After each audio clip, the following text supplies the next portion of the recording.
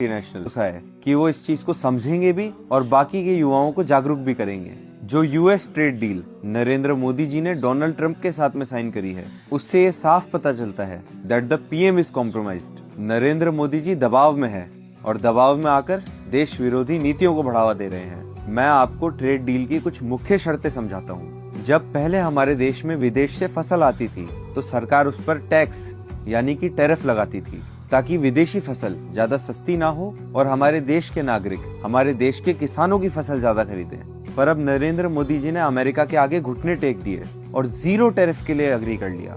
America अपने किसानों को करोड़ों की सब्सिडीज देता है और हमारे देश के गरीब किसान वो इन अमेरिकन कंपनीज के सामने कैसे कम्पीट करेंगे। लेकिन नरेंद्र मोदी जी को किसानों से कहाँ फर्क पड़ता है, तभी तो उन्होंने 42 लाख करोड़ के विदेशी सामानों का इंपोर्ट का वादा इस ट्रेड डील में ट्रंप से कर दिया, जिसका मतलब है कि अगले 5 साल हमारे देश को अमेरिका का महंगा तेल, अमेरिका की मशीनरी, अमेरिका की फसल जबरदस्ती महंगे दामों पे खरीदनी पड़ेगी। और जितना ज्यादा हम यूएस से इंपोर्ट्स करेंगे उतना ही हमको डॉलर खर्चना पड़ेगा, जिसकी वजह से डॉलर की वैल्यू बढ़ेगी और हमारे इंडियन रुपी की वैल्यू कम होती जाएगी। और इस ट्रेड डील के बाद में हमारा स्वतंत्र देश भारत किस देश से तेल खरीदेगा उसका भी अधिकार हम खो चुके हैं। पहले हम रशिया से सस्ते में तेल खरीदते थे, पर अब अमेरिका ने शर्त रख दी कि उनकी परमिशन के बिना इंडिया रशिया से सस्ता तेल नहीं खरीद सकता। और जब सस्ता तेल बंद हो जाएगा तो पेट्रोल और डीजल महंगे हो जाएंगे और इसका बिल कौन भरेगा?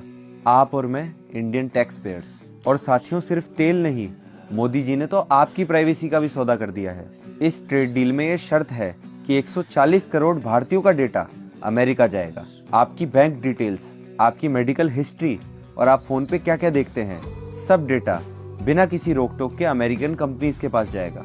जिस प्रधानमंत्री का काम हमें सेफ्टी प्रोवाइड करना था, उसी की वजह से आज हम लोग डिजिटल गुलाम बनने जा रहे हैं। अब सवाल ये उठता है कि मोदी जी इतने कॉम्प्रोमाइज्ड क्यों हैं?